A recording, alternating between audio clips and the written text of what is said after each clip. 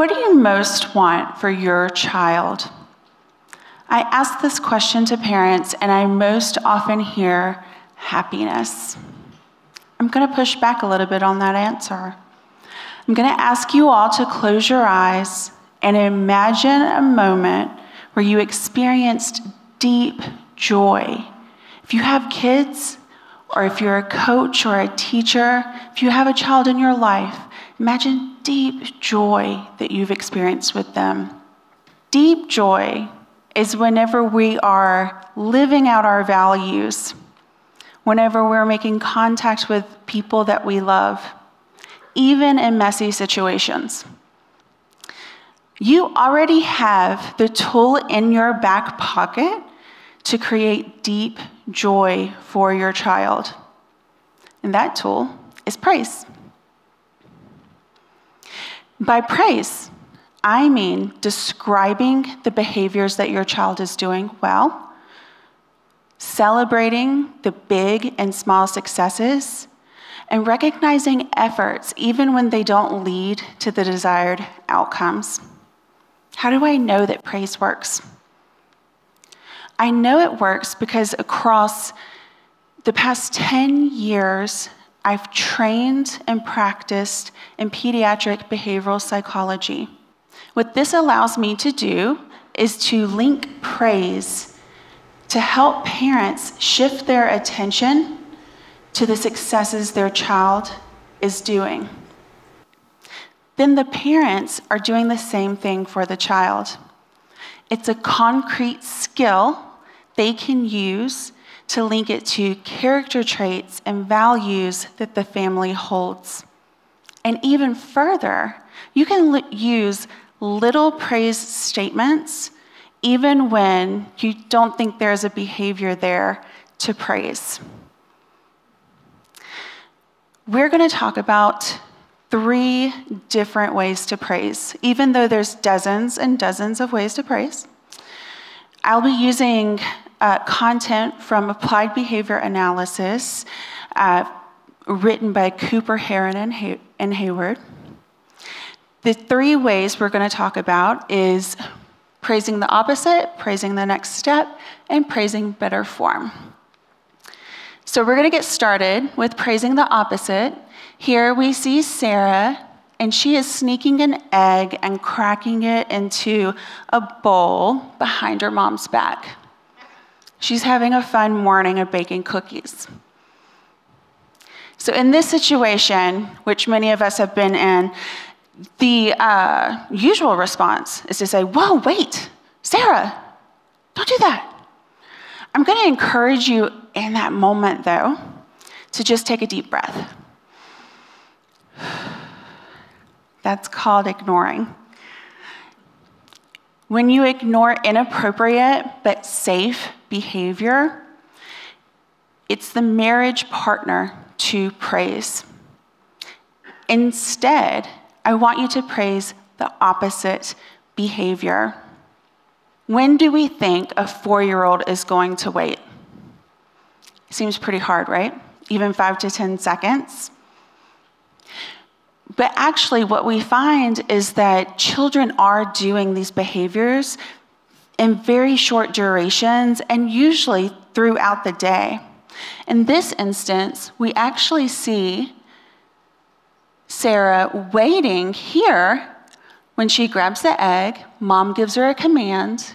The difficulty is that mom forgot to praise whenever Sarah complied with the command.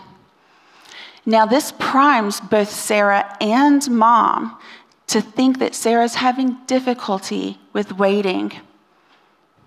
Now, whenever they go to the next moment and mom's back is turned, Sarah might grab the egg. She hasn't really learned to be patient. I want you to compare that to if you gave a salient, detailed praise. So in this moment when she grabs the egg and she listens and she does put it back, if mom says, thank you for being patient, I love that you waited. Now Sarah and mom are thinking, hey, I'm patient. I know how to wait. So then whenever mom turns her back and Sarah says, I want to crack that egg, She's saying in her mind, but I'm patient. I know how to wait. And mom's giving me really good attention, right? So praising the opposite shifts our attention not from mistakes, but over to successes.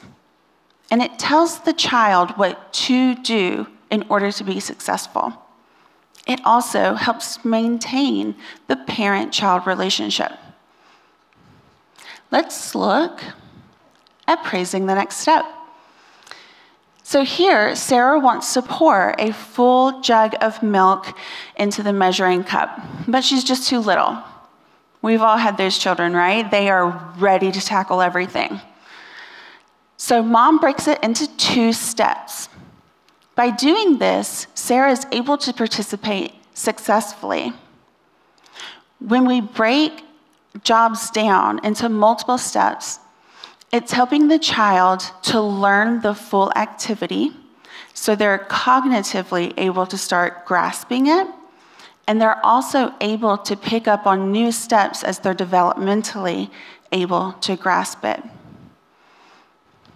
Now, mom might say, "Thank you, Sarah, for helping me pour the milk." Now, for our stubborn little ones, she might say, "Thank you for letting me help you pour the milk. We're a great team." And that way, we're now linking the praise statements over to these characteristics that we really want Sarah to start internalizing.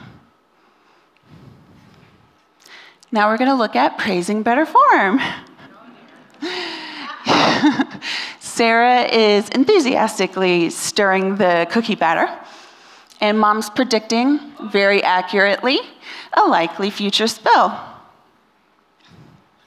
So Sarah can approximate stirring the cookie batter, but she needs to work on her form. So similar to a coach giving feedback to an Olympic gymnast about their form, that's what we're going to do for Sarah. What we're going to do is start by finding the tiniest behavior that Sarah is doing correctly. In this example, she's holding the spoon. That's correct, right? We start with what we have. You praise that. That gets Sarah listening to you. And then as you're moving forward, anything she's doing correctly, either then or in the future, you're going to praise. This keeps her motivated, it keeps her frustration low, and it really keeps the parents' frustration low too. We call this shaping. The shaping will slowly over time, sometimes quickly, become the full form that we want for our child whenever they've reached mastery of the skill. Now, praising better form is helpful whenever your child developmentally is not able to do the task.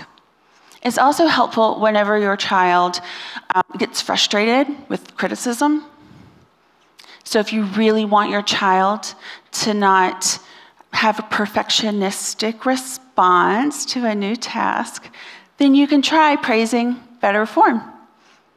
Now, what about that spill? What if we just ignore it?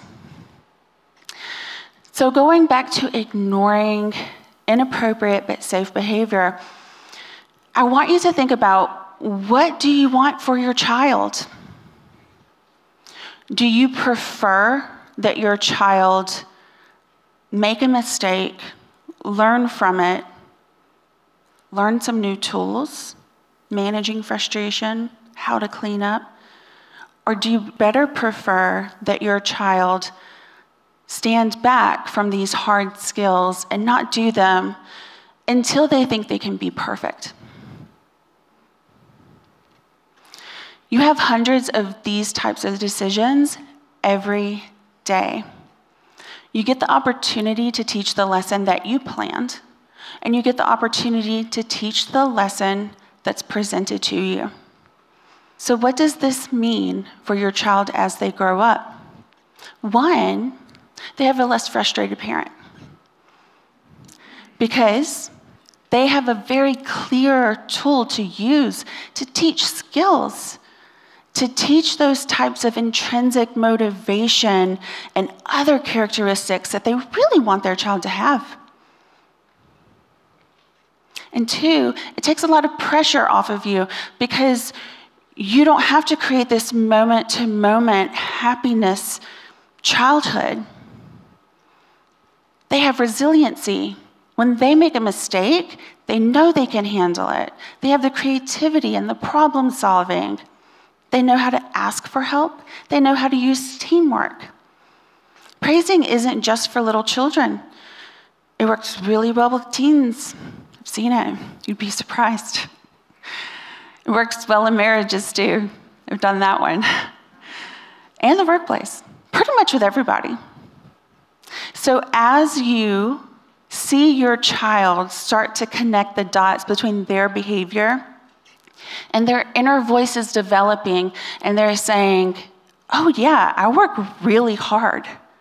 And whenever I make a mistake, I just do it differently. Try it a different way, I keep going. A lot of that frustration they might experience goes down, but also the joy will be automatic. Thank you.